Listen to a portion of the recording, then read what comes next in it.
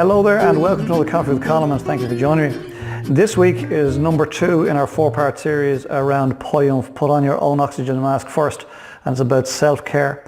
And the reason it's about self-care is because you and I, we can't really be of service to others, to the wider community, unless we look after our own needs first. So POYOOMF, put on your own oxygen mask first, alludes to that. And last week we spoke about health. This week we're going to speak about wealth. Next week, pillar number 3 is relationships, and thereafter pillar number 4 is spirit. And last week we touched on health, and we asked the question, what is your big rock? What's the most important thing around your health that you needed to do something about? And then we asked, what one thing were you going to do last week about that? And I'm trusting that you've done your homework. Anyway, welcome back to the second in the series, and today we're going to talk about wealth. And why are we going to talk about wealth? Because feeling wealthy is one aspect of you feeling good about yourself. If you want to feel good about yourself so that you can be of service to yourself and to others, well then you need to address the area of wealth. That doesn't mean that you need to be rich. That doesn't mean that you need to be rich, but it also doesn't mean that you must be poor. So you've got to figure out, what does wealth mean for you? A wealthy mind is, in my opinion, a mind that understands and has a healthy respect for the balance between income and outgoings. And so I suppose it's very simple, no more than the health aspect of things. We can't live a life of a sedentary lifestyle and expect to be healthy. We also can't expect to spend ad infinitum while not replenishing. So it really is about a healthy balance between income and outgoings, and you've got to figure out what that is for you. I came up with a phrase some time back, wrote a blog about it called Think and Act Rich. Think and Act Rich. Clearly it was a play on the famous book Think and Grow Rich. But the act in my Think and Act Rich was an acronym, ACT, and it stood for Asset, Cash and Time. So what I'm proposing that people do is they begin to think about their wealth, and then they begin to look at the 3 aspects of a healthy, balanced wealth portfolio, and that includes assets, because assets put money in your pocket. Whether you're there or not, liabilities take money from your pocket. Cash, we need cash to live on. And time. There's no point in my world of being wealthy in terms of assets and cash, but having no time to enjoy it. That to me is an imbalanced, wealthy perspective. So Think and Act Rich is something I'd recommend that you consider as part of your process of considering what wealth means to you. So how do you become wealthier? Believe it or not, as with everything, it starts in here. It starts with getting your head screwed on straight. I heard many years ago somebody say, what would you do if you won the lotto? And back in the day, the lotto was, a big lotto win was £1 million. And somebody said, if I won the lotto, I'd add a fiver and pay off all my debts. And while it's funny, it's often true for a lot of people. It's also said that if you won €1 million in the lottery, well then you'd better become a millionaire quickly or you'll lose it all. I used to struggle with that, because if you win €1 million in the lottery, surely you're a millionaire. And that is true in that moment. You're a millionaire at that moment in time. But if you're not careful, if you don't become a millionaire up here, well then the reality is you will lose it all. I think statistically it suggests 70% of all lottery big time winners lose it all in the first number of years. That's got nothing to do with money. That's got everything to do with mindset. So how do you become wealthier? Well, there are 2 ways you can become wealthier and feel wealthier. One is to increase your income, and the second is to reduce your expenditure. Increase your income and reduce your expenditure. Very simple. So how do you do either? Well, you can go to work, you can get another job, you can spend more time creating more income, but that's not what I'm proposing at all. I want you to think and act rich. I want you to figure out what you can do with your time. What can you do with this grey matter in here that will allow you to create an asset portfolio over a period of time that will throw off wealth, throw off income in your direction. And the second aspect of this is reducing your expenditure. Now, reducing your expenditure comes in many, many forms.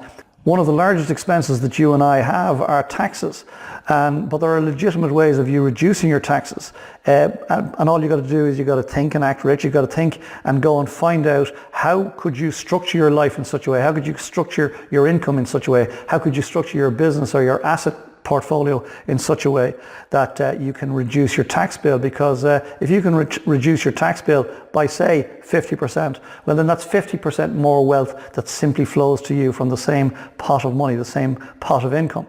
So one way of increasing your wealth is to increase your income for sure. Second way is to reduce your expenditure, and you should start by looking at your taxes and seeing how can you reduce your taxes. Thereafter, you should start looking at the debts you have. Really and truly, if you were to cut out all the excess in your life, you could probably live on very modest means and feel very wealthy. But the reality is a lot of people get up every day and they start running the hamster wheel of life, the hamster wheel of their careers, simply to pay off all the bills that they have, that they've accumulated, all the stuff that they've bought. Some people go out and buy stuff that they don't want with money they don't have to impress people they don't even like, right? And that's madness. But a lot of people get caught up in that stuff, and it's just not good. It's not healthy. And what we're talking about here is POYOOMF. What we're talking about here is putting on your own oxygen mask first, living your life for you in the way that you want to live it, so that you can be of most service to you and the people around you. And as part of that, you really need to get clear on what feeling wealthy means for you. So you got to look at more income. You got to look at clever ways of increasing your income. You got to look at clever ways of reducing your expenditure. You've got to figure out how much do you really need? How much do you really need to live the life that you want? At the end of the day, when most people are asked, when it all boils down, most people say they just want to be happy.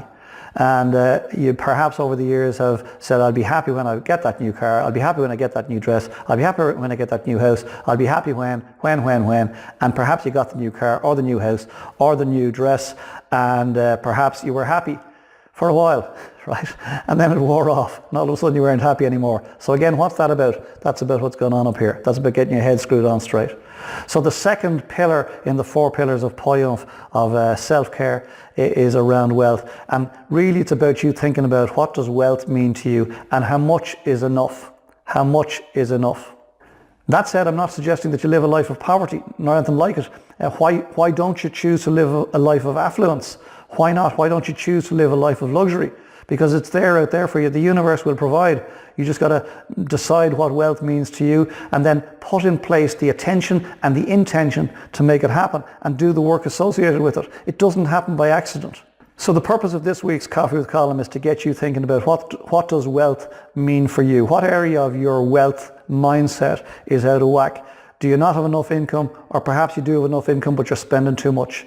Where is the imbalance at this moment in time? Because I propose there's probably an imbalance out there for most people. So where is the imbalance at this moment in time? Is your reality that you must have more income, or is the reality that you must in fact reduce your expenditure? You got to figure out. But feeling wealthy will be when those two are in proper synchronicity. And the question that I'm often asked is debt good or bad? And the answer is it's both. Debt is both good and bad. There is good and bad debt.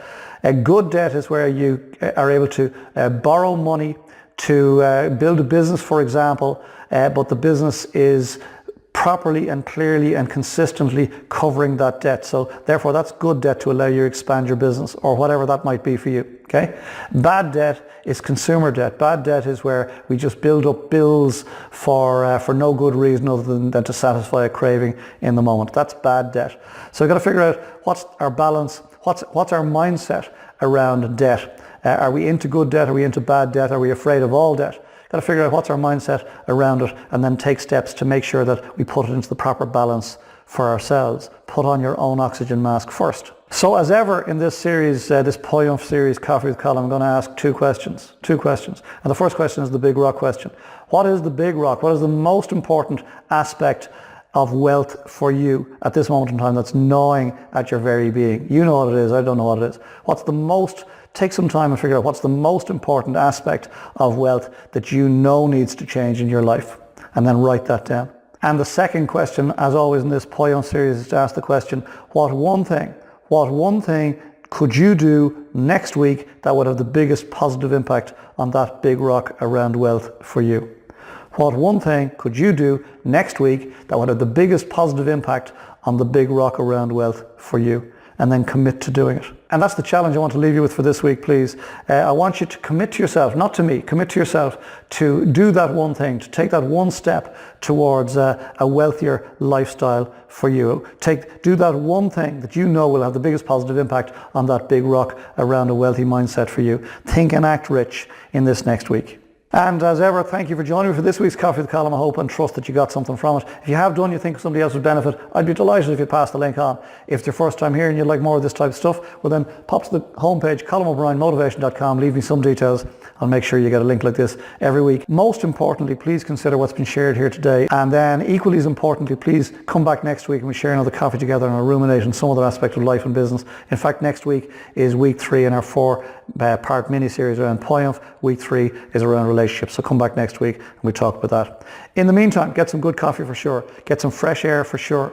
If you spend a lot of time alone, I recommend just go meet some people. If you spend a lot of time with people, I recommend you get some time alone. And then when the time is right, and only when the time is right, get your head back in the game, get organised for the week ahead, get stuck in, make next week count, and I'll see you here this time next week for another Coffee of the Column. Sláinte.